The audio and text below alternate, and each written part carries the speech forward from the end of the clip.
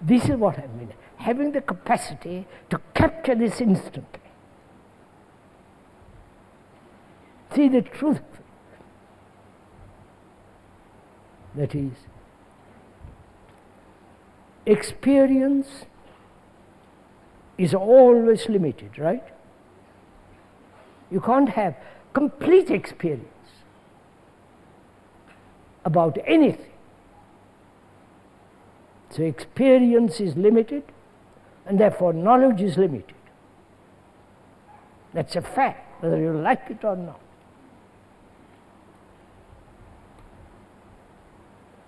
And so, memory is based on knowledge,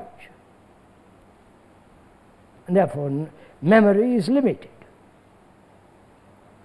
You may remember from your youth all the things, long passage of time, the remembrance of things past. All that is limited. And so thought is invariably, under whatever circumstances, is limited. Right? So all the things that thought has created are limited. All the religious structures of the world put together by thought, right, are limited. I wonder if you understand this. If you are born in India, I won't talk about your Christian world because you might get upset. If you are born in India or in the Buddhist countries, what the Buddha or somebody in Hinduism has said is complete, finished. They worship an image,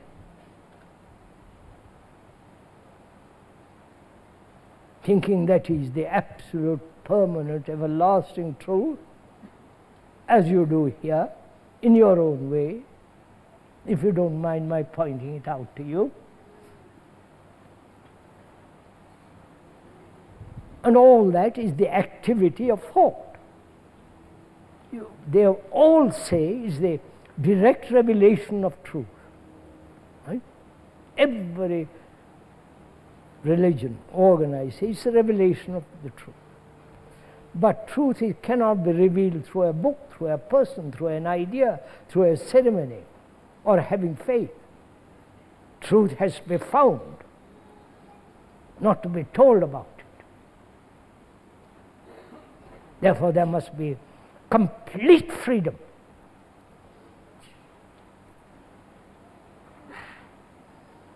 And only when there is complete freedom, there is no conflict.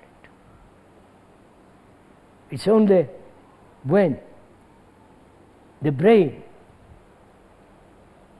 with its only instrument, which is thought,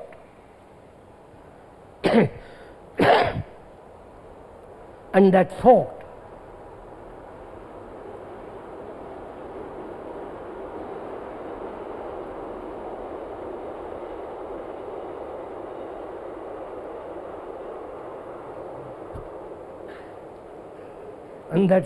is the only instrument of our life, one must realize that all thinking is limited and therefore must invariably bring about conflict. When I'm thinking about my beastly little self all day long, as most people do, it's very limited occupation, surely. No? Merci. So, time is a movement of thought, psychologically as well as physically. Time is not only the past and the future and the present, right? This whole movement from the past through the present, modifying itself and proceeding further. That whole movement is thought and time, right? Following this? So then one asks, if that is the process of time and that is limited, I hope you're following all this, and when it is limited it must create conflict, and therefore one of the factors of deterioration of the brain, then to inquire whether the brain can not deteriorate at all, one must understand what is the now. Do you understand all this?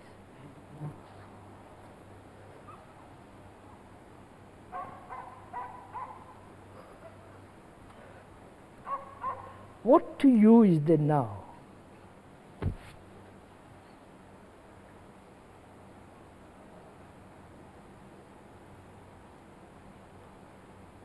Is the now where you are sitting there and listening, partaking, sharing? Is that the now? Look carefully, go into research. Don't say yes, that's part of it. The now is not only the past, but the present, right?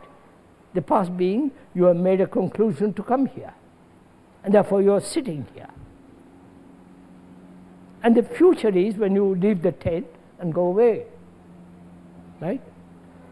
So the now contains the past, the present, and the future.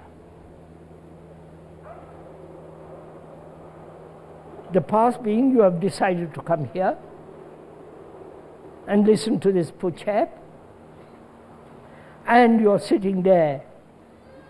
And also the now is when you finish here and go.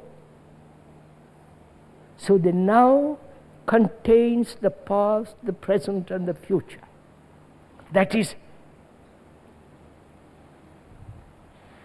the now, which has no time.